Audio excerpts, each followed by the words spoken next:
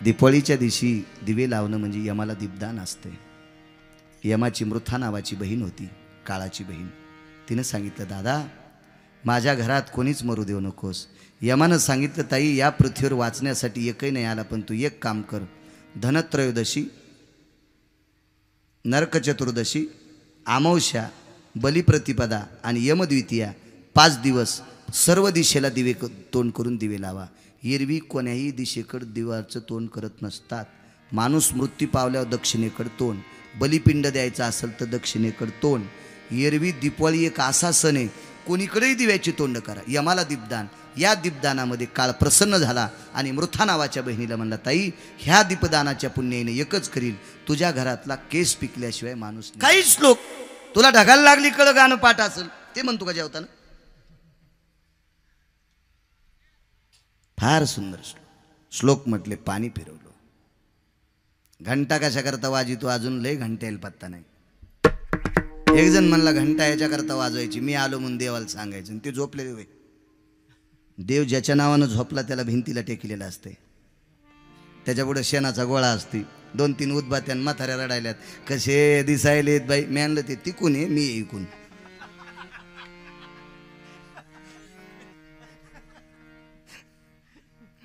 देवाला कुठे झोप आहे? देव ज्याच्यासाठी झोपलाय त्याचं इहलोकातली यात्रा संपली. जिवंतासाठी देव झोपत नाही. घंटा वाजायला एक नाद आहे. नाद लुब्ध भय घंटा भयाना, चित्तर व्रस निर्भयतति जाये, सुधाति छंदम पराति कोपम, विन्मिक्षया मस्तिक्षाना. ती घंटा सुद्धा अशी असावी, कास किती, पितळ किती, तांब किती, त्याचा लोलक किती, त्याचा नाद उमटल्याच्या नंतर हृदयावरलं प्राबल्य गेलं पाहिजे, चित्त शुद्ध स्थिर झालं पाहिजे, आणि देवाचं दर्शन घेण्याकरता गोड. नाही तर जवळी नाही चित्त काय मांडीले प्रेत. याच्याकडे घंटा आहे. पाणी का फिरवावं त्यासाठी शास्त्र आहे. श्लोक का म्हणावा? आपण जेवत असताना श्लोक म्हणून गजर करावा, म्हणजे श्वास नलिकेमध्ये आणि अन्न नलिकेत असलेला अडथळा तो दूर होत असतो.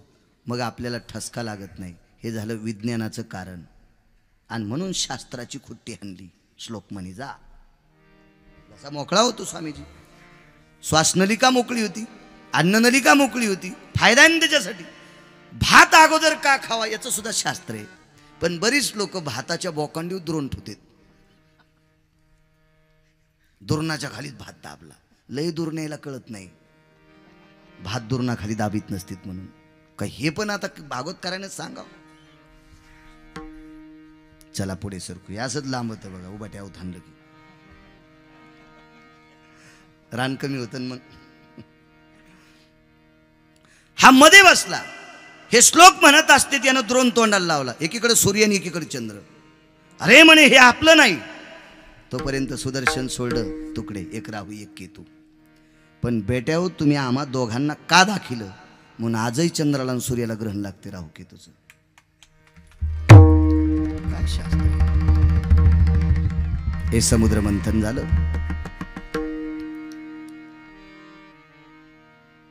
या समुद्र मंथनामध्ये माझ्या भगवंताने एक अवतार घेतला. कुर्मरूप धरी धरी घन श्याम ग, पर्वताशी पाठ देई देई घन श्याम ग, कुर्मरूप धरे धरी घन श्याम ग.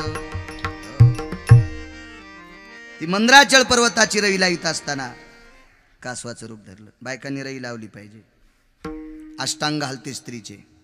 सव्यास्तितो पारणिरो भयाना, जन्नो जंगा भय कटीची जायम, सव्याप सव्य नलास्तिताना, मंथेषु क्रिया दधिमंथिताना. सोड रवी सोड बाळा करू दे मंथना, सोड रवी सोड बाळा करू दे मंथना, करू दे मंथना, करू दे मंथना, करू दे मंथना बाळा, करू दे मंथना, सोड रवी सोड बाळा करू दे मंथना. छट रव्या फेकून दिल्या, त्याच्या मांजरा जाळल्या. त्या रवीला 2 मांजरा असतात ना दोराला, छट जाळ. आता मिक्सर नावाची रई आली. मध्ये लोणी टाकलं की एका मिनिटात जिकडं तिकडं कार्यक्रम. चला असू द्या, रई लावली. खाली जातो ती म्हणून कासवाचा अवतार. मंदिरात कासव का असावा याचं फार मोठं तात्विक उदाहरण आहे. कधी जर या परिसरात कीर्तन असलं तर आठवण करून द्या अण्णा. कासवाचं मुद्दाम सांगेल, पुढे सरकतो. वरा अवतार झाला हिरण्याक्षासाठी, नरसिंह अवतार झाला प्रल्हादासाठी, कुर्मा अवतार कासवाचा झाला 14 रत्नासाठी. भगवंताने एक वामन अवतार घेतला. राक्षसांच्या अंतकरणामध्ये द्वेष निर्माण झाला. बळीने विश्वजित नावाचा यज्ञ केला. हा यज्ञ केल्याच्या नंतर देवांना पुन्हा प्राबल्य, दुर्बलता आली, दुबळेपण आलं देवांना. स्वर्गावर आधिपत्य राक्षसांचं झालं. काय करावं म्हणून जगाच्या मालकाने एका माऊलीच्या पोटी अवतार घेतला. त्या अवताराचं नाव आहे वामन भगवान की जय. वामनांच्या हातामध्ये कमलंडू आहे, हातात छत्री आहे, बगलात दर्भाची चटई आहे, पायात खडावा आहे, खुजट रूप आहे. वामन अवतार. हातामध्ये पळसाचा दंड आहे. का घेतला असेल पळसाचा दंड? पितृशमनाचा विधी पळसाचा दंड असतो, त्याच्याकरता पलश लागतो, पळसाचं लाकूड. आपल्या आजोबा पंजोबाचे ज्या दिवशी पक्ष असतं त्या दिवशी पोळ्याच्या दुसऱ्या दिवशी, पोळ्याच्या अमावस्या असतील, या पोळ्याच्या दिवशी पळसाचं लाकूड भिंतीला ठेवायचं, त्याच्यातलं ईदभर कापून वरी अलकडीला टांगायचं. आपल्या आजोबा पंजोबाचे ज्या दिवशी पक्ष असतं त्या दिवशी त्याचा पाठ काढायचा आणि आपण जो पितर ठेवतो त्याच्या पायाखाली तिची पट्टी द्यायची आणि पाय धुवायचे. पितृदोष शमन. पळसाच्या लाकडात फार, कारण 11 वनस्पतीपैकी हवनासाठी पळस सुद्धा लागते. फार मोठी ताकद आहे त्याच्यात. वामनाने पळसाचा दंड घेतला. बलीचा यज्ञ चालू होता. त्या यज्ञात प्रवेश केला. द्वार खडा भगवान बली तेरे, द्वार खडा भगवान भिक्षाम देहि मा. राजा बळीच्या पत्नीने 2 मुठी 3 मुठी तांदूळ आणि 3 मुठी खारका टाकल्या. राजा बळी आले. बळीने सांगितलं, सूर्याच्या तेजाकडे बघितल्याच्या नंतर सूर्याच्या तेजाला लाजवील इतका तेजस्वी महात्मा आलाय. हा महात्मा नसून कोणीतरी अधिकारी असेल. सांगितलं महाराज जी आपण काहीतरी मागा. अरे सांगितलं मी आतापर्यंत काही मागतच नाही. ते खोटं बोलत होतं. कोण महाराज होतं माहिती तुम्हाला? पंढरपुरात. नकोय म्हणे. राजा बळीच्या एक शपक पुरा आहे. मला शास्त्राधार, पुराणाधार, वेदाधार नाही. राजा बळीच्या यज्ञ मंडपात एक जोडा बांधलेला होता. जोडा म्हणजे बूट उलटा. आमच्या यज्ञात आल्यावर मागावंच लागेल. नाही मागितलं की त्याला 3 जोडे मारायचे. देवाने विचार केला याच्या कशाला जोडे खायचे, याला तर वाजवण्यासाठीच आलो. मग काय पाहिजे म्हणे. राजा देताल का? हो. 3 पावलं भूमी. सोडा संकल्प. ऊर्जेश्वतीचे पती षंड आणि आमरकाचे वडील मुनिश्री शुक्राचार्य दैत्यराज यांचे गुरु होते. सांगितलं राजा बळी हे महाराज नाही रे, हे महाराज नाही, हे पंढरपुरातला मालक आहे, द्वारकेतला मालक आहे. राजा बळी हुशार होता. ब्रह्मांडाचा मालक जर पठ्ठ्याच्या दारात भीक मागण्यासाठी आला असेल तर माझ्यासारखा दातृत्वान कोण असेल. मला संकल्प सोडायचा. पण गुरुच्या लक्षात आलं बळी वाया जाईल.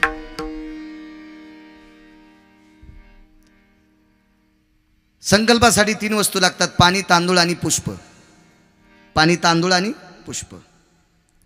हातात पुष्प घेतलं, तांदूळ घेतले. पाणी सोडण्यासाठी जी झारी घेतली त्या झारीच्या नौका शुक्राचार्य बसले. आडाला म्हणून फोडीला डोळा, बळीने शुक्र आंधळा केला. दान करत असताना आडवा आल्याच्या नंतर असं विघ्न येत असतं. शुक्राचार्याला एक डोळा झाला. वेगात सांगतो पुढे. संकल्प सुटला. ब्रह्मांड एका पावलात, 21 स्वर्ग 14 भुवन एका पावलात. राहिलेला कुठं देऊ? तुका म्हणे बळी जीव दिला पाया तळी. पातळात घातला. त्याच्या मागचा एक प्रसंग बघा कसा झाला. तर राजा बळीच्या मुलीचं नाव होतं रत्नमाला नावाची कन्या. ही रत्नमाला नावाच्या राजा बळीची कन्या हिनं वामनांना बघितल्याच्या नंतर तिच्या मनात एक वासना आली, असा सुंदर मुलगा आपल्याला असावा. भगवंतानं सांगितलं तुझ्या पोटी मी जन्म घ्यावा इतकं तुझं पुण्य नाही, पण एक दिवस तू माझी माय समजून मी तुझं स्तनपान करीन. वासना होती स्वामीजी. भगवंतानं सांगितले एक दिवसापुरती तुला माय समजील आणि मी लहानपणी तुझं स्तनपान करीन. काय हरकत नाही देवा, तेवढी माझी इच्छा पूर्ण करा. हिला हे वरदान दिलं आणि मग जगाच्या मालकानं ह्या 3 पावलं भूमीच्या बदल्यात एका पावलात बळीला पाताळात घातलं. तिची वासना लगेच बदलली. मेल्या माझ्या बापाला पाताळात घालतो, तू माझं एक दिवशी दूध पिणारच आहेस, त्या दुधात तुला विष पाजून मारीन. देव म्हणला ते सुद्धा पूर्ण करीन. हीच राजा बळीची रत्नमाला नावाची कन्या पुढे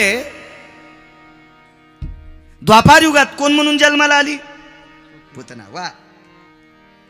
भरून काळ कुटस्तनी पातली तये भूमी. ही पुतना, ही रत्नमाला, म्हणून तिचं नाव वासना आहे. वासना. पुतना कोण आहे? तो वासना आहे. ती पुढे जन्माला आली. देवाला मारण्यासाठीच भाव तिचा वासना.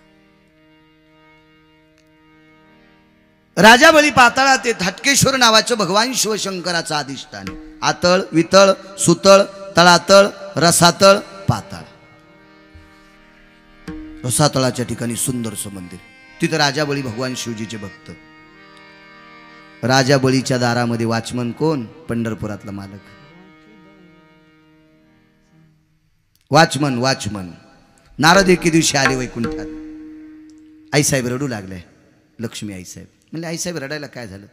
फार दिवस झाले ते नाशिकच्या बाजाराला म्हणून गेले, लासलगावच्या, आणि वापसच नाही आले. असं कधी होतच नाही हो नारदा. लई दिवस झाले मी लासलगाव पण सगळे एसट्या बघायले, पण कोणाची एसटीतून उतरणत. नारदाला सिंहासन टाकलं बसायला, म्हणून सिंह प्रतिमा करण्याची पद्धत होती. नारद प्रसन्न झाले. नारदाने सांगितलं, आईसाहेब तुम्हाला सांगतो पण कोणाला सांगू नका. ते लासलगावच्या बाजारातून सरळ रसातळाला गेले आणि बळीचं दार सांभाळायले. ठीक आहे. आईसाहेब एका पौर्णिमेच्या दिवशी गेल्या आणि राजा बळीला लाल रंगाचा दोरा बांधला. म्हणून राखी पौर्णिमेच्या दिवशी दोरा बांधत असताना एक मंत्र आहे, त्याच्यात बळीचं नाव असते. मी म्हणत नाही, गुत्त थोडं घेतलंय. डॉक्टर साहेब सगळ्या गोळ्या एकखट्या घेतल्यावर रिॲक्शन येते ना, म्हणून ते घरी गेल्यावर मंत्र पाठ करा तुम्ही. अण्णा सांगतो परवा दिवशी तुम्हाला 1 तारखेला.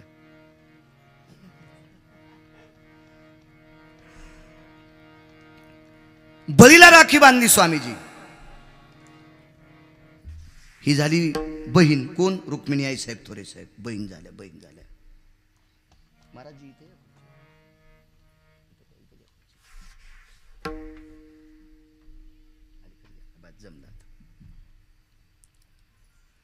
बहिणीने आपल्याला राखी बांधली. बहिणीला काय द्यावं अण्णा? काय देऊ तुम्हाला? हिला का गहू नव्हते? ना हिला का ज्वारी नाही? काहीच्या इथं तांदूळ नाहीत, काही तर हिच्या इथं कांदे नाहीत. लासलगाव मध्ये कांदे किती होऊ द्यायचे का नाही होऊ द्यायचे? जिच्या हातात आहे तिला लक्ष्मी म्हणतात. तिला काय करायचं? पैशाचं काय? साडीची गरज होय तिला? नाही पण ताई काहीतरी माग. काय नाही दादा, त्या दारातलं ते पोरग ते वाचमन आहे. असू दे वाचमन, पण बरं आहे तेच नाही. ती म्हणली तू यासाठी वाचमन आहे, पण मालक आहे ना.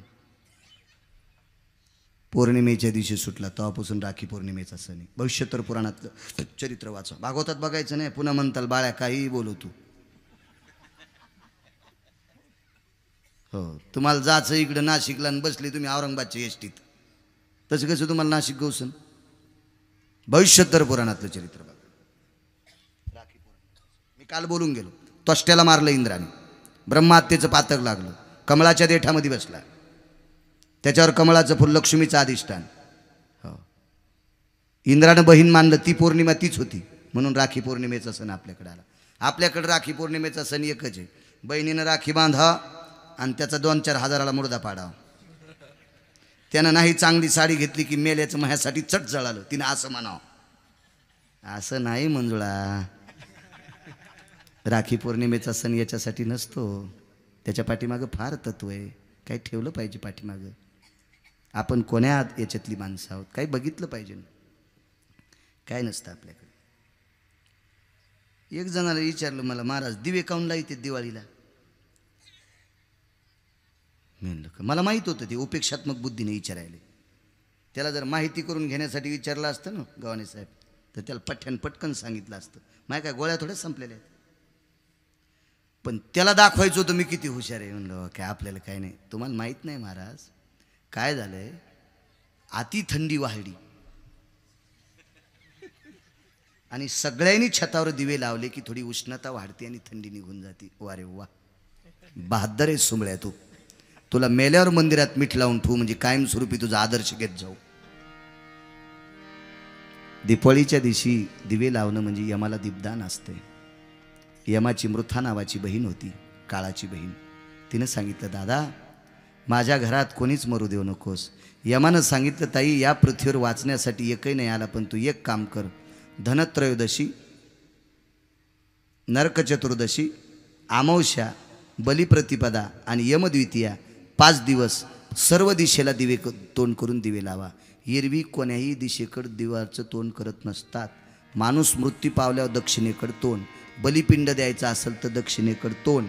एरवी दीपावली एक असा सण आहे, कोणीकडेही दिव्याची तोंड करा. यमाला दीपदान. या दीपदानामध्ये काळ प्रसन्न झाला आणि मृथा नावाच्या बहिणीला म्हणला, ताई ह्या दीपदानाच्या पुण्याने एकच करील, तुझ्या घरातला केस पिकल्याशिवाय माणूस नेणार नाही. शास्त्र आहे त्याच्या पाठीमागे. या दिव्याच्या प्रकाशात काय शक्ती असती एका पुराणात फार महती आली. पुन्हा कधी जरी योग आला कीर्तनात मुद्दाम श्लोक घेऊन तुम्हाला सांगत राहील. ही आपली सण आहेत, हे आपली उत्सव आहे, याच्या पाठीमागं फार शास्त्र आहे, नाविन्य आहे. इकडे लक्ष्मीने भगवंताला सोडलं, वामनांचं प्रकट झालं, परशुरामांचा अवतार, निक्षत्री पृथ्वी केली. सहस्रार्जुन नावाचा एक व्यक्ती बलाढ्यशाली होता, थोडा उन्मत्त झाला. परशुराम प्रगट झाले. परशुराम हे माता रेणुकीचे पुत्र होते. परशुराम हे जमदग्नीचे पुत्र होते. 5 लोक अत्यंत स्वामीजी रागीट होते. आपल्या संस्कृतीत 5 महाराज इतके रागीट होते, त्याच्यापैकी एक जमदग्नी होते. म्हणून जमदग्नी गोत्राच्या पोराला पोरगी देत नाहीत. ज्याचं गोत्र जमदग्नी आहे का त्याला शक्यतो देत नाहीत. हो, जमदग्नी गोत्राच्याला देत नाहीत मुली. हो, जावायची कन्या रास शक्यतो नसावा. आता ज्याच्या कन्या राशीवाल्याचे झाले त्याचे असू द्या आता, पण बायडाट्यावर ज्याची कन्या राशी त्यानं पटकन खोडून टाका उद्याच. ज्याची कन्या रास आहे का त्यानं ती खोडून टाकायची आणि दुसरे घालायची तिथं रास. शास्त्र आहे त्याच्या पाठीमागं. वैकुंठवासी माधव महाराज मगर सांगायचे कन्या राशीचा पोप. फार विद्वान होते मगर महाराज. हो, या महाराष्ट्राच्या मातीतला पौराणिक क्षेत्रातला बादशाह. तितकं पुराण पाठ असणारा या महाराष्ट्रात आतापर्यंत कोणी जन्माला आलाच नाही. मी जिवंत आहे तोपर्यंत येणार नाही. काही ना अहंकाराचे पदाचे गंड चिटकून घेतले असतील, बाबा तो भाग सोडून द्या. पण माधव महाराज मगरच होते. गाथा नवनीत बघा, भाराचं गणित त्याच्यात आहे. काय टोक येते, काय विद्वत्ता असेल ती, काय नावी. एकही शब्द कीर्तनात पुराव्याशिवाय बोलायचा नाही. त्याचं नाव कीर्तन. चांगली त्या काळातली विद्वान शंका त्यांना विचारित होते. पण आपल्या भारत देशात, आपल्या महाराष्ट्राच्या मातीमध्ये चांगली माणसं गेल्यावर मग आठवतात आपल्याला. काल एका माऊलीचं वाक्य मी ऐकलं. त्याने अनाथाच्या लेकरांना सांभाळलं त्या माऊलीनं. त्या माऊलीचं एक वाक्य मरणोत्तर लक्षात आलं. मला कर्नाटकमध्ये पुस्तकात माझा पाठ घेतला, पण महाराष्ट्रातल्या लोकांनी घेतलाच नाही. आपल्या महाराष्ट्रात मेल्यावर त्याला काही पण देतात, जिवंतपणी देत नाहीत.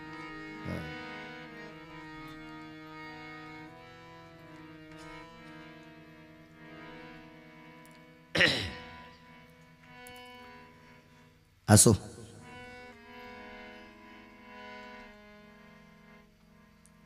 रेणुकेचे पुत्र. काय जमदग्नीचा राग, माशाचा संसार पाहिला पत्नीनं. मुलाला सांगितले हिच्या पदरात पाणी येत नाही, टाक कापून. डोकंच उडवलं. यज्ञात डोकं दग्ध झालं. मुलगा प्रसन्न झाला. बाबा विचारलं जमदग्नीनं काय पाहिजे. माझी आई मला परत पाहिजे. डोकं लावलं एका स्त्रीचं. रेणुका पुराण वाचा, लक्षात येईल तुमच्या. आज 51 पीठापैकी रेणुकेचे जेवढे पीठ आहेत तेवढे पीठ इथून वरीच येतं, खालचं शरीर नाही. 19 ठिकाणी मुक्काम झाला. शेवटचा मुक्काम तिथं झाला. तिथं रेणुकेचं अधिष्ठान झालं. अंत्यविधी तिथं झाला. रेणुकेनं सांगितलं, बडाग्नी दिल्याच्या नंतर मी 3 आवाज देईल. 3 आवाज दीर्घ असतील. 3 आवाज संपेपर्यंत मागं बघायचं नाही. पहिला आवाज आला परशुराम. वेगाच सांगतोय, अपभ्रंश नको, वेगाच सांगतोय. पुन्हा कधी योग आला तर बघू. परशुराम. आई हाक मारते, मागं बघा. पाठीमागं बघितलं तर प्रेतातून फक्त डोकंच वरी आलतं. जगात जिथं जिथं रेणुकेचे अधिष्ठान आहे तिथं फक्त डोक्याचीच पूजा आहे, शरीराची नाही. तू आदी माया जगदंबा भवानी कुलस्वामिनी अंबा. माया जगदंबा भवानी कुलस्वामी अंबा. तू आदी माया जगदंबा भवानी कुलस्वामिनी अंबा. तू आदी माया जगदंबा भवानी कुलस्वामी अंबा. भवानी कुलस्वामिनी अंबा.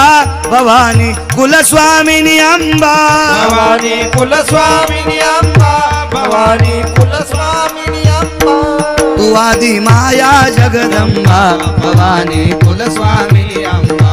तू आदी माया जगदंबा भवानी कुलस्वामी अंबा. बोल भवानी माता की. आदिशक्तीचा अधिष्ठान. त्या रेणुके मातेच्या पोटी परशुरामांचा जन्म. सर्वांना कथा भागण्यात येते. श्रीमन महा भागवते पुराणे परशुराम जन्म प्रसंगो कथा स्थित अध्याय. हरे नमः. 7वा अवतार भगवान प्रभू रामचंद्राचा. भांडक आणि शृंग नावाचे साधू यांच्या हाती एक पुत्र कामिष्ठी यज्ञ केला. राजाचा पुत्र दशरथ. दशरथाला 702 पत्न्या. एका लग्नाकरता दशरथ राजा गेले. त्या लग्नामध्ये लग्न लावलं आणि नवरीच्या सानिध्यात उभी असलेली एक सुंदर मुलगी राजा दशरथाला आवडली. ती अविद्या होती. तिचं नाव होतं कैकेयी. राजा दशरथाला 700 पत्न्या. त्याच्यानंतर साध्वी आणि सद्विद्या केली. साध्वी कौशल्या आणि सद्विद्या सुमित्रा आणि अविद्या कैकेयी. सुंदरपणाचा अभिमान मनी. इतकंच बघायचं आपल्याला. अति सुंदर आहे म्हणून केली. मी कधी सांगतो आपल्या देशात देखाव्याला किंमत नाही, कर्तव्याला किंमत आहे. बायको सुंदर दिसती किती त्याच्यापेक्षा नवऱ्याला किती जीव लावती.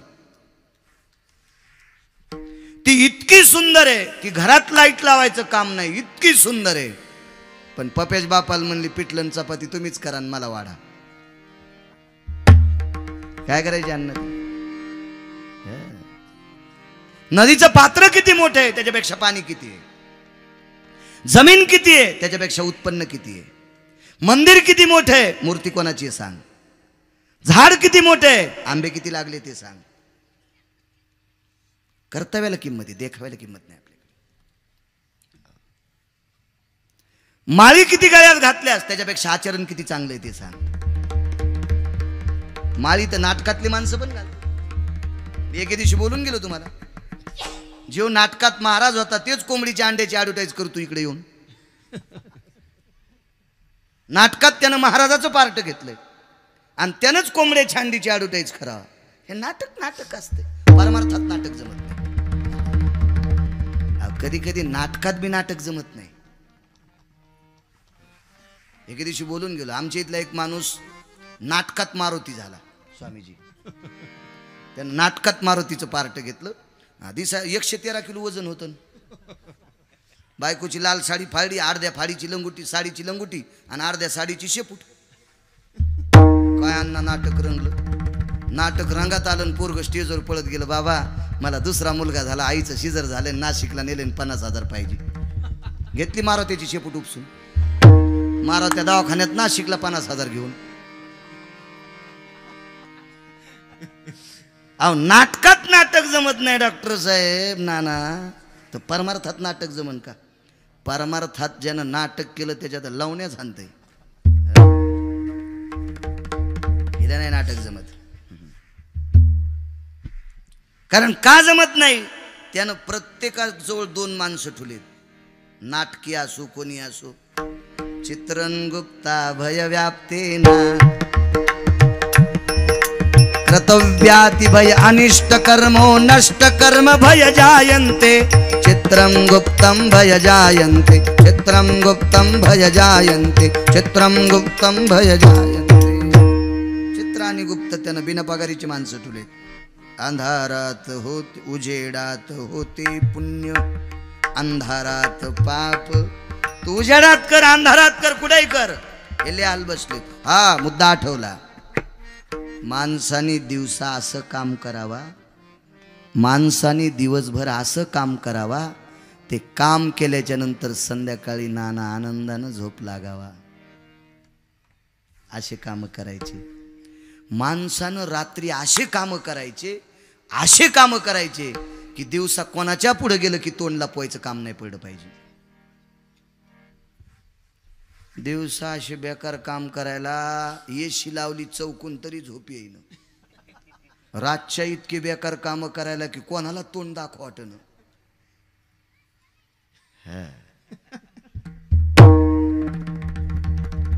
तपासायला मालक आहे. चित्रगुप्ताला जर नाही तुम्ही भ्यालात तर ते कना कना ते विठ्ठल जळी स्थळी भरला रिता ठाव नाही आज मी दृष्टीने पाहिला विठ्ठलच विठ्ठल सर्वत्र व्यापत आहे तो देव. यज्ञ केला. यज्ञ नारायण प्रसन्न झाले, प्रगट झाले. पूर्ण पिंडाचे माझे मारुतीराय. पवन असोत हनुमान महाराज की राम लक्ष्मण भरत शत्रुघ्न हे पुत्र. चैत्र महिना आहे, त्या मासातली नवमी आहे, दुपारचा दिवस आहे, सूर्य माध्यानी आहे. दोन प्रहरी काग सखे सूर्य थांबला, दोन प्रहरी काग सखे सूर्य थांबला. राम जन्म लाग सखे राम जन्मला, राम जन्म लाग सखे राम जन्मला. हो राम जन्म लाग टाळी टाळी राम जन्म हातावरी करा. राम जन्म लाग सखे राम जन्मला. दोन प्रहरी काग सखे सूर्य थांबला, दोन प्रहरी काग सखे सूर्य थांबला. राम जन्म लाग सखे राम जन्मला.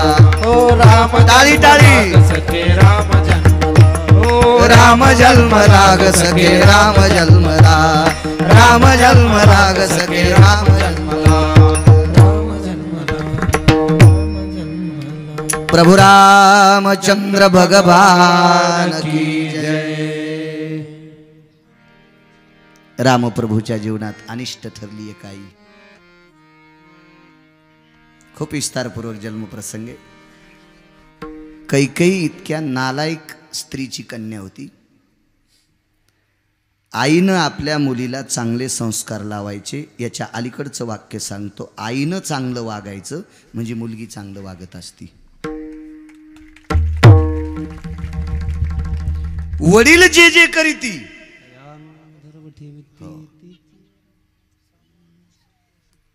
आपल्या राज्यामध्ये 18 संत जन्माला आली नसती. प्रांतीय संत सद्गुरु जनार्दन स्वामी जन्माला आली नसती. तर सज्जनांनो, आपण माणसं राहिलो नसतो. सद्गुरु काशीनाथ बाबा नसती. काय संत आहे ते प्रांतीय संत. या लोकांची कृपा आहे आपल्याकडे, म्हणून आपण या महात्म्यांची कृपा आहे, या स्वामीजींची कृपा आहे, म्हणून आपण माणसं आहेत राजवत. काय ताकद आहे. अश्वपती नावाच्या राजाची पत्नी होती एक. अश्वपती राजा जेवायला बसला. त्याच्या ताटात एक मुंगी आली. मुंगीनं भाताचा कण उचलला आणि बाजूला गेली. समोरून एक मुंगी भेटली. कुठून आलीस? अश्वपती नावाचे राजा जेवत होते. त्यांच्या ताटातला भाताचा कण उचलला तर समोरून येणारी मुंगी त्या मुंगीला म्हणली, तू मूर्ख आहेस. अश्वपती राजा सार्वभौम राजा आहे. एवढ्या मोठ्या राजाच्या ताटातला भात तू उष्टा का केलास? राजा जेवून उठल्याच्या नंतर लाखो मुंग्या जेवतील इतकं ताटाला खरकट राहत असते. आपल्या मुंग्यांची पोटच किती मोठी असतील. तू का उष्टा केलास? एक मुंगी आपल्यावर किती प्रेम करती म्हणून अश्वपती राजा हसला. पण बायको समोर बसलेली होती. तुम्ही का हसलात? त्याचं कारण सांगतो.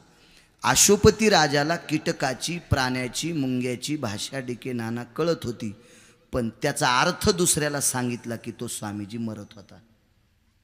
थोरे साहेब बायकोने विचारलं, तुम्ही कशामुळेच हसलात? डॉक्टर साहेब तर ते म्हणले सहजच. सहज कस काय? उगच कस काय? सहजच. सांगात कशा करता हसला? अरे मी मरण. ती म्हणली 10 बाऱ्या मरा, पण सांगा. प्राण्याची भाषा चतुर्कर्णी झाल्याबरोबर अश्वपती राजाने प्राण सोडला. कोणामुळं प्राण सुटला? बायकोमुळं. आणि या बाईच्या पोटी जन्माला आलेली पोरगी कैकई 14 वर्ष 27 दिवस बिना चपलाचा जगाचा मालक फिरला. एका घरातली बाई जर अधिकारी जन्माला आली तर त्या घराचं तेज सूर्यचंद्र येतोपर्यंत ते घर चमकत राहते. इतकी तुमची ताकद आहे. या देशाचं सर्वात मोठं जडवड रत्न काय असेल? माझ्या देशातली स्त्री आहे. इतक्या मोठ्या आहात तुम्ही, इतक्या मोठ्या. भगवान प्रभु रामचंद्र इति श्रीमन महाभागवते पुराणे सूर्यवंशास्थित भय जायते नृणानां भवाध्याय हरये नमः. पुढे चंद्रवंश. चंद्राला 27 पत्न्या.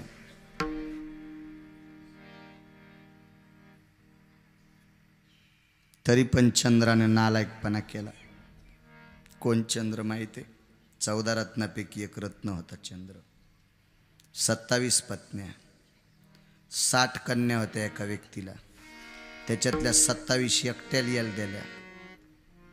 हो. त्याच्यातल्या ज्येष्ठ पत्नीचं नाव रोहिणी. पण हा चंद्र एका महात्म्याकडे शिकायला गेला. त्या महात्म्याचे धर्मपत्नी, तिचं नाव होतं तारा. बृहस्पती महाराजांची पत्नी तारा. या तारेशी अतिप्रसंग केला. तारेचं हरण केलं. सगळ्या लोकांनी स्वामीजी चंद्राला समजून सांगितलं, अरे गुरु महाराजाची बायको देऊन टाक रे. देऊन टाकली, पण तिला झालेला मुलगा बुध हा दिला नाही, तो ठेवून घेतला. बुध नावाच्या मुलाचा आश्रम झाला. त्या आश्रमावर एका राजाला पुत्रकामिष्ट यज्ञ केला. आता नावं ऐकू नका राजाचे, जरा एक्सप्रेस चालू द्या. हो. कोणती गाडी होती एक्सप्रेस का ती? गीतांजली. नाना ती मधले स्टॉप घेत नाही ना. आता असं समजा, कारण देवाचा जन्म करून आरती करायची आपल्याला. लीला उद्या पाहू. गीता होती. हा जबर आलं गीतांजली. योग असा आला,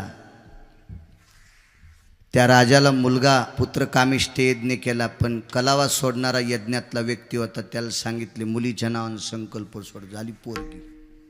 राजाला दुःख वाटलं. अगस्तीला आमंत्रित केलं. असं होत नाही. मग त्यांनी सांगितलं आमचा काय दोष आहे? राजपत्नीनं सांगितलं कन्याकामिष्ट यज्ञ. हा चला, मुलीचा पुन्हा मुलगा केला. तो मुलगा अंबिका नावाच्या वनात गेला. त्या अंबिका वन म्हणजे भगवान शिवशंकराचा ज्या वनाला शाप आहे त्या वनात गेला. त्या वनात पुरुष गेला की स्त्री होत होती. ही स्त्री झाल्याच्या नंतर भटकन बुध नावाच्या साधूच्या आश्रमावर, हा चंद्राचा पुत्र होता, त्या चंद्राच्या पुत्राच्या आश्रमावर गेली. त्याला लग्न करायचं नव्हतं. ही पाहिल्यावर लग्न करण्याची इच्छा झाली. पुन्हा राजाने शोध घेतला. महर्षी अगस्ती आदी करून सर्व बोलिले. अरे म्हणे आता ती पोरीचं पोरग केलं, पोराची पुन्हा पोरगी झाली, पोरीचं पुन्हा एक जणाची बायको झाली, चंद्राची सून झाली. म्हणा पुन्हा करा. 1 महिना बाईन 1 महिना पुरुष. या वंशात उत्पन्न झालेला वंश, त्या वंशाला म्हणतात चंद्रवंश. इति चांद्रवंशो स्थिता प्राकट्यो स्थित सुते कन्यानाम अध्याय हरये नमः. याच वंशामध्ये देवक आदी करून राजे झाले. देवकाला देवकी नावाची कन्या, यांचे बंधू उग्रसेन. उग्रसेनांचं लग्न झालं. हा नालायक कंस जन्माला आला. मी कधी सांगतो, या देशातलं जडवड रत्न तुम्ही आहात, पण आचरण सुटलं की तुमच्या इतक्या वाईट तुम्हीच आहात. म्हणून आचरण खराब होता कामा नये. देखाव्याला किंमत नाही. महाराज किती भारीच्या गाडीत आलाय, त्याच्या गळ्यात माळा किती येतात, त्यानं गंध किती लावलेत, त्याच्या आचरणाला किंमत आहे. त्या 2-3 बायका त्या लेकरायला समजा दर्शक. हो, तुम्ही जितकं आचरण सांभाळताल तितक्या तुम्ही मोठे आहात माझ्या माईंनो. बघा, मथुरेचे राजा उग्रसेन लग्न झालं, बायको चंचल भेटली. दशरथ राजाला कैकई अविद्या भेटली. स्वामीजी, ह्या उग्रसेन महाराजाच्या पत्नीने हट्ट घेतला, सुयमान नावाच्या पर्वतावर जेवायला जायचं. पर्वताचं नाव लक्षात ठेवा, सुयमान नावाचा पर्वत. विस्तारपूर्वक पुन्हा सांगू कधी तर आपल्या आश्रमात. हे सगळे येणारच आहेत तिथे. पुन्हा लोक म्हणतील यान टाकला बाबाजीला हुक. माणसं असे, पण बाबाजी तुम्ही म्हणले का मी म्हणलो तुम्हाला? हो, मी नाही म्हणणार, चुकून नाही, अद्याप नाही. मी सोप्या भाषेत सांग का जर माझ्याकडे भाषेत मग इजला आता फिरू फिरू शपथ आता नाही. हो, पहिल्यानं असं वाटायचं 7-8 वर्षापूर्वी डायरी घेऊनच कोणतरी मग तारीख घ्या, कोणतरी तारीख. आता फोन आला की घाम येतो, अरे बापरे.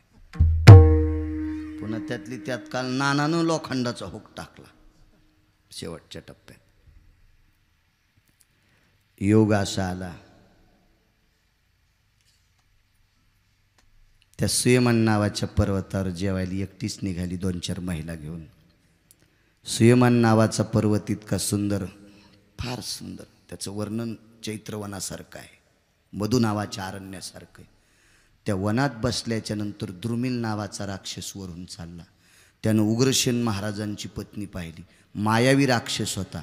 त्यानं उग्रसेनाचं रूप घेतलं आणि जेवायला बसला. हिला वाटलं मालकच आले. सांगच्या घरी गव्हाणे साहेब रतिसुख मागितलं.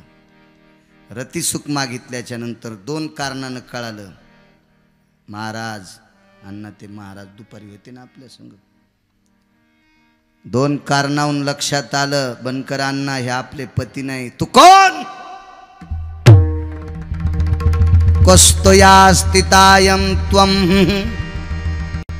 नैवं भ्रतारेवच. तू कोण? रूप प्रगट केलं. हे दुर्मिळ आहे. गर्भपात करावा तर बालहत्येचं पातक लागतं. शाप द्याला हलकटा. माझ्यासारख्या स्त्रीला भ्रष्ट केलंस, तुझ्यासारखा नालायक मुलगा जन्माला येईल म्हणून हो कंश जन्माला आला. हे कंश्या, मी नाही म्हणत कंसाल कंस. जयद्रथ्या, शकुन्या, दुःशासन्या, दुर्योधन्या,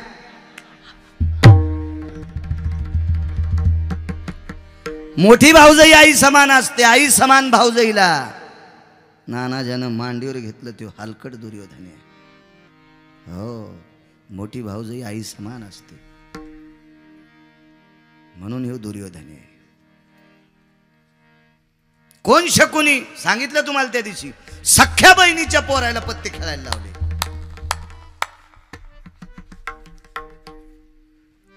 भगवान कृष्ण परमात्म्याने कौरव मारलेच नाही, कौरव शकुनीनच मारले. ते बदला घ्यासाठी आलत नालायक. बहिणीच्या 100 सोना ढवळ्या साडीत उभ्या केल्या त्यानं.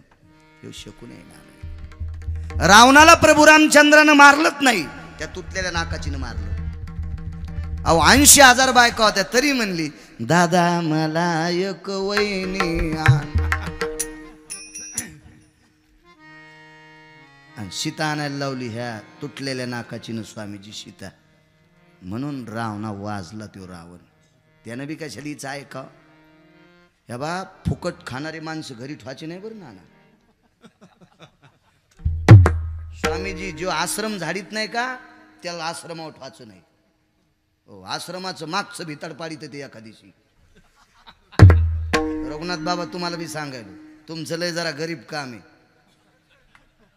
जरा जरा नख बाहेर काढी जा तुम्ही बी. हाँ, इतना नरम मत बनो. जब तुम्हें चबा डाले. मराठीत सांग का, मला हिंदी येत नाही. मैं हिंदी इधर से गाड़ी आई उधर से गाड़ी आई, गाड़ी चली गई आणि मैं खाली राहिला. अरे इतकं नरम होऊ नका की जग तुम्हाला खाऊन टाकील, आणि इतकं कडक होऊ नका की लोक जवळ यायला भेटतील. रघुनाथ बाबाचा इतका काम स्वभाव लोण्यासारखाच.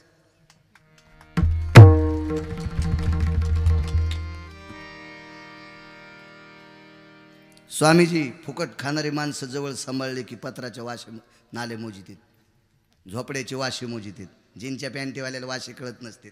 उग हो म्हणून ऐका. आमची ती एक पाहुणा आला, मसड येईल ती आमची, आणि त्याला दुधाचा आणि दह्याचा लय नाद. नेमकीच कापसा, आमचे कापसा अशी एवढा मला कापूस असतो भरपूर, चांगला असा गुडघ्या इतका कापूस होता. फवारी झाली, मस्त वातावरण चांगलं, फकडी नाही, काय नाही, मवा नाही, तुडतुडी नाही, काय नाही, पांढरी माशी नाही. आमच्या घरचे म्हणले पाहुणा 6 दिवस झालं जायच ना. मी म्हणलं उद्या जातोय. मी म्हणलं काय चाललं पाहुणे राव? काय नाही आता बाबा, मसड आटूस तर नाही जात. अवघडच काम आहे, मसड आटूस सर, मसड तर आता 17-18 महिने दूध देईन ना ती, आणि तोरं किंवा सुंब्या कौरक आपल्या इथं. होय मोहन?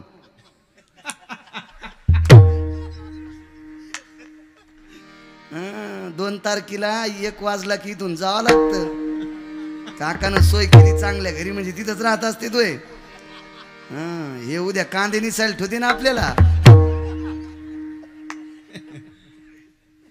म्हणून शहाण्या कांद्यानं 2 तारखेला पळ काढावं. आमच्या गड्याला म्हणलं उद्या फवारा करायचा. ते म्हणलं महाराज काय महागाईची औषधे, रोगच नाही कापसाव. मी म्हणलं तू मुकाट्या बस, 10 रुपयाची चुन्याची डबी आण, आणि डब्यात कालीला बंद कर, अण्णा चुना, आणि 1 जरसं तोळाभर औषध टाकलं वास यावं म्हणून. आणि म्हणला फवाऱ्याला पेट्रोल. मी म्हणलं पेट्रोलचा घ्यायचा नाही, कुच्या घ्यायचा. 3 टाक्या पाहुण्यानं फवारल्या, आणि 4थ्या टाक्याला म्हणला संडासून येतो. 9 वर्ष झालं तो अजून आलाच नाही.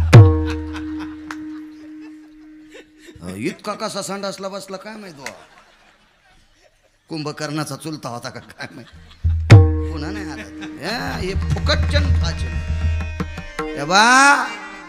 रावणानं पडलंकेचं राज्य दिलं बहिणीला, राज्य सोडून भावाच्या घरचे तुकडे खाल्ले, बाई आणायला लावली. बहिणीनं मारला भाऊ, हो, आणि कौरव मारले सख्या मामानं गांधारीच्या भावानं, त्या शकुन्यानं. हलकट होत ते. चला कंस जन्माला आला, दुराचारी कंस. कंसाचं लग्न झालं. आस्ती आणि प्राप्ती नावाच्या 2 पत्न्या जरासंधाच्या मुली होत्या. हो, लग्न, देवकीचं लग्न वसुदेव नावाच्या व्यक्तीशी झालं. लग्नाची वरयात्रा काढत असताना, जी वरात म्हणतो ना आपण, वरात, लग्न झाल्यावर मला वाटते मारुतीरायाचं दर्शन घेत असते. अजून बऱ्याच हलकट नवरदेवाला कळच न मारुतीचं दर्शन बिना बुटाचं घेतात म्हणून. नवरदेव बुटाडच काढीन, बुटा सगट पाया पडायला.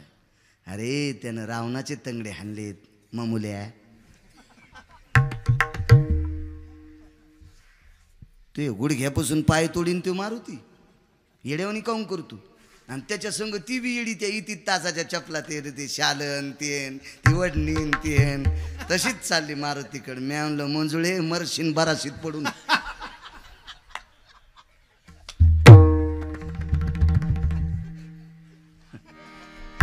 हो ना, याला अक्कल नाही, तुला तर अक्कल असं चप्पल काढ ना बाहेर. मारुतीचं दर्शन कोण्याच नवरीनं चप्पल घालायची नाही, नवरदेवानं चप्पल बूट घालायचं नाही. सासऱ्याच्या पैशावरल्या बुटावर टेकीत जातो, आजोर होतो तू यासारखा. आणि आता कोणासारखा झाला सुंबळे. तू कोणासारखा जरी झाला तर मेल्यावर त्याच्यात दारात ठेवावं लागतं यशीत. पुढचे खांदेकरी मागन, मागचे पुढन, मग वटीतले दाणे तिथे टाकते, देतात फुकून लोक. मग कळतच नाही मारुती कोण. अहो काही काही चांगले माणसं पागल हो.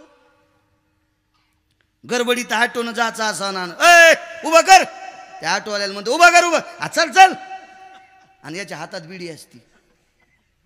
आणि मारुतीच्या मंदिरापासून आता बिडी टाकून द्यावा तर रुपया चाललाय.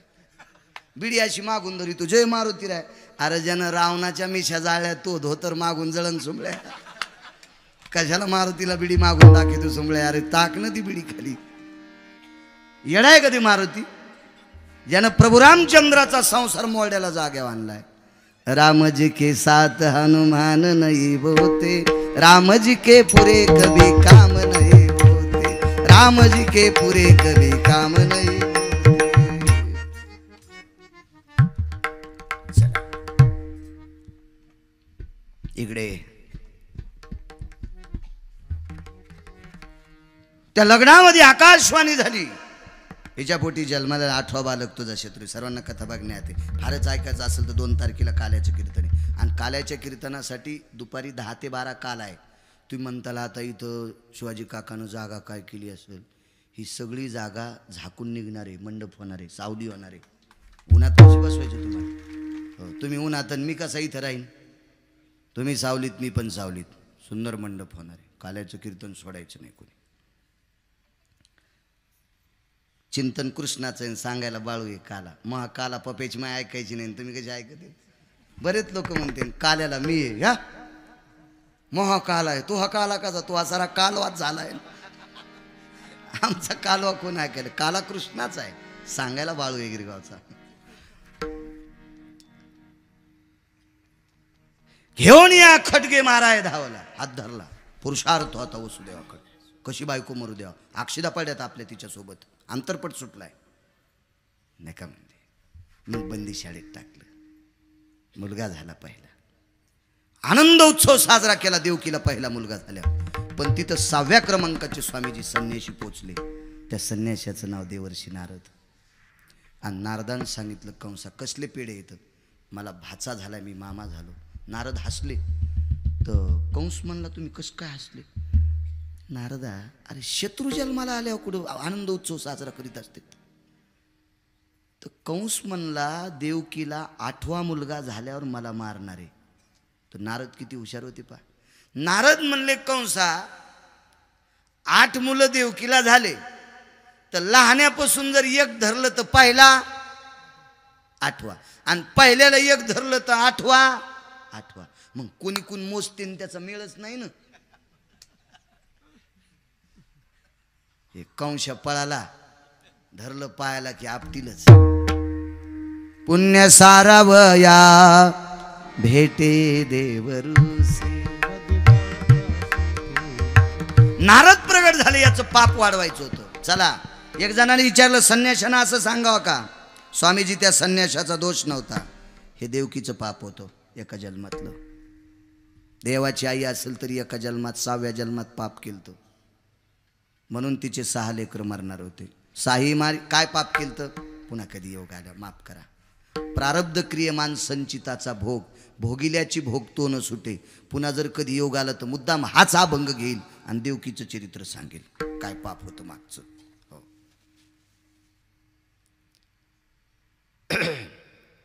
6 मारली, 7वा योग मायेनं गोकुळात नेला।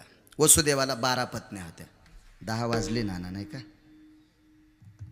10 वाजून 10 मिनिटात। त्याच्यापैकी रोहिणी नावाची पत्नी इकडे ठेवली, तिच्या गर्भ, तिच्या पोटात तो गर्भ। इकडे बलराम दादाचा जन्म, 8वा वाढत होता पोटात। 8वा हा पृथ्वीचा भार उतरणारा होता। अवतार 8वा, जन्माला आला त्यावेळेला 8 वर्षाची मूर्ती, नाव 8। हो, देवकीच्या पोटी क्रमांक सुद्धा 8वा। 8 प्रकारच्या स्थिती वैवासिक काम केले, अशा 8 संख्येला प्राधान्य। म्हणून आपल्याकडं माप मोजत असताना 7ला 7 म्हणतात, 1ला लाभ, 2ला बरकत, हो 7ला 7 आणि 8ला राम म्हणतात मोजताना जुनी माणसं। हे आता हे जीनच्या पेंटीवाल्याला नाही सांगायला, जुन्यांचं सांग, त्या 8 संख्येत फार मोठं तादात्म्य। चला असो, वाढत असताना 33 कोटी देवता देवकीच्या भोवताल प्रदक्षिणा करत होत्या। 8वा जन्माला आला रात्री 12 वाजता। इथं नाही उत्सव करायचा, आता उत्सव गोकुळात असतो 10 मिनिटाच्या आत। जन्माला आला रात्री 12ला, बघा 7वा अवतार घेतला दिवसा दुपारी 12ला, 8वा अवतार घेतला रात्री 12ला। चंद्रानं सांगितलं देवा, बऱ्याच अवतारात तुम्ही शक्यतो सूर्य प्राकट्य असताना जन्माला आले, आणि माझा चंद्रवंश, माझ्या चंद्रवंशात तुम्ही जन्म घेतला, मी झोपलेला असताना कस का? भगवंतानं सांगितलं सगळे झोपलेले तू जागा। अष्टमीला चंद्राची कोर प्रगट झाली आणि रात्री जन्माला आला। मध्यरात्री काग सखे, मध्यरात्री काग सखे, चंद्र थांबला कृष्ण जन्म लाग सखे काना जन्मला, कृष्ण जन्म लाग सखे काना जन्मला, कृष्ण जन्म लाग सखे काना जन्मला. हे काय अभंग नाही बरं, शपक पुरा आहे, पण कानाला गोड वाटत नाही. गोड भगवान जन्माला आले. आई बाबाला सांगितलं मला इथं ठेवू नका. नंदाच्या घराला उद्यापासून हे सगळे चरित्र सांगतो, मला घेऊन जा. उचलीला कमळापती, पायीची बंधने गळती, त्या आरगळा तुटल्या, रक्षपाळ झोपले. सुपात घेतलं, देवा टपात टोपल्यात दुर्डीत डालात नाही, सुपात. मथुरेतून बंदी शाळेतून कृष्ण परमात्मा सुपात गोकुळात गेले. गोकुळात वरी अमृताचा पाऊस पडत होता. शेषांवरती छाया धरली. अमृत काय करायचं स्वामीजी देवाला? छाया धरली. यमुना तुडुंब भरली. यमुना तुडुंब याच्याकरता भरली. देवकीनं शोक केला, पण वसुदेवाच्या अंतकरणात प्रेम आहे का नाही म्हणून पाणी वाढलं. पूर चढला आचाट त्याशी लाविला अंगुष्ट, दुभंगली यमुना माई. फार मोठी ताकद होती. वसुदेव रडे का नाही तुम्हाला सांगू का? ज्ञान ज्याच्याकडे ते दुःख पचवायची ताकद असती. ज्याच्याकडे आज्ञाने तो फाशी घेत असतो. डॉक्टर साहेब, ज्या बाईकडे आज्ञाने ती पेटून घेत असती, जिच्याकडे आज्ञाने ती औषध घेत असती, जिच्याकडे आज्ञाने ती विहिरीत उडी टाकीत असती. ज्ञानीबाई दुःख पचवीत असती. धन्य त्याचे ज्ञान न करीच शोक, आणि वधिता बालक नामा म्हणे. वसुदेव ज्ञानी होते म्हणून दुःख पचवायची ताकद ठेवा, ज्ञानांत करण्यात ठेवा. अहो दुःख जाईल सुख येईल येत राहत असते. लवणाची उमाटाची लवणं होत असते. काय तुम्ही अनुराग अंतकरणात रागराग करता आणि जीवाचं रान करता? हे शरीर पुन्हा भेटत नसते. अमूल्य किमतीचा देह, कशाला याच्या विरोधात जायचं? चला, यमुना तुडुंब भरली. पलीकडे झालं. नंदराजाच्या वाड्याला दरवाजेच्यावर गाय दरवाज्यातून आतमध्ये गेले आणि मध्ये ठेवले. सकाळी यशोदेनं उठून पाहिलं तर मुलगा आहे. गवळण म्हणती गवळणीला पुत्र झाला यशोदेला. आता मला असं वाटतंय उभं राहिले तरी चालेल. हो,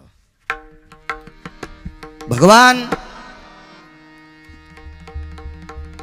वसुदेवांनी, आपण वरचे बसा, फक्त खालच्या. हो, म्हणजे 3 तास झालेत. पायाला कळा लागतात. मी जाणू शकतो तुम्ही एकही माणूस 3 तास बसणारा नाही, पण कसे काय बाळ्याला गुंगले मला तेच कळेना. थोरे साहेब रोजही हाजरी लावायले. दुपारी मला मगाशी भेटायला पण आलते 1 तासभर. असो, योग असा आला, यशोदेच्या पलंगावर जगाचा मालक आहे. सर्व गोपी जमा झाल्या आणि गोपींनी पाहिलं कृष्ण परमात्म्याकडं. स्वर्गात 33 कोटी देवता हजर झाल्या आणि वरून पुष्पाचा वर्षाव झाला. गोपाल कृष्ण भगवान की जय.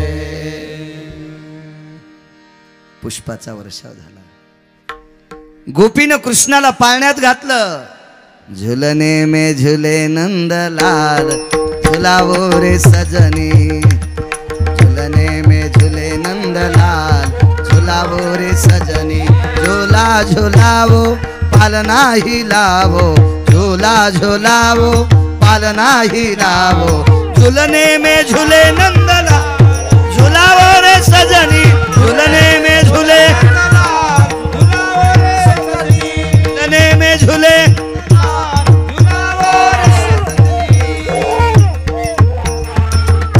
भगवान परमात्मा पाळण्यात घातले. वसुदेवाला आनंद झाला आणि वसुदेवाने दान धर्म करायला सुरुवात केली.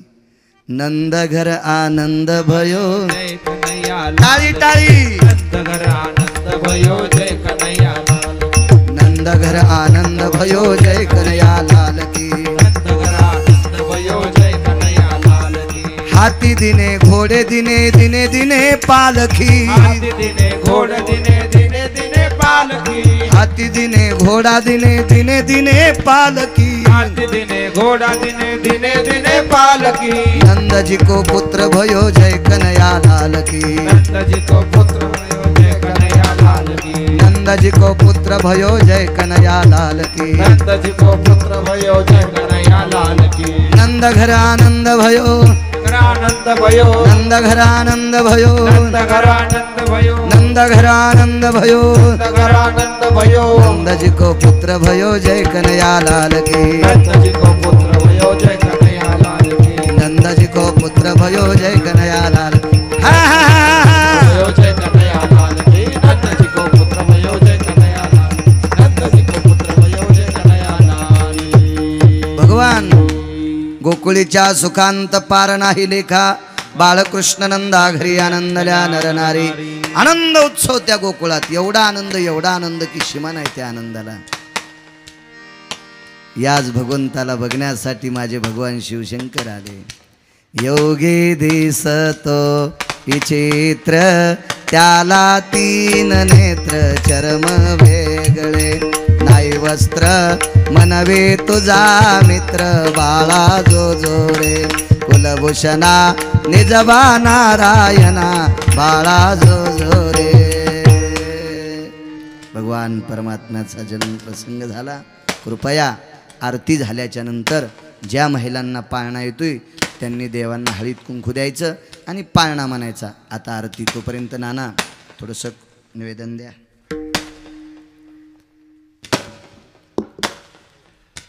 मानलं जातं असे आदरणीय हरिभक्त परायण भागवताचार्य बाळू महाराज सुराशे शिरसाट सर राजाभाऊ दरेकर रत्नाभाऊ दरेकर रामकृष्ण दराडे व सर्व मान्यवर या ठिकाणी वेगवेगळ्या पदावर काम करणाऱ्या सर्व महिला बंधू भगिनी सगळे मान्यवर या ठिकाणी हजर झालात आणि या सगळ्यांच्या वतीने मी आपलं आभार मानतो आणि बाबांनी आपल्याला या 5व्या दिवशी एवढं सुंदर असं म्हणजे सांगितलं आहे या अमृतमय आपल्याला मिळालं तेच आपल्याला अजून 2 दिवसही महाराज देणार आहे आणि आज दुग्धयोग म्हणजे सगळे स्वामी महाराज आपल्याला या ठिकाणी उपलब्ध झाले आपल्याला भेट दिली दर्शन दिलं त्यांचेही मी खूप खूप आभार मानतो थांबतो जय हिंद जय महाराज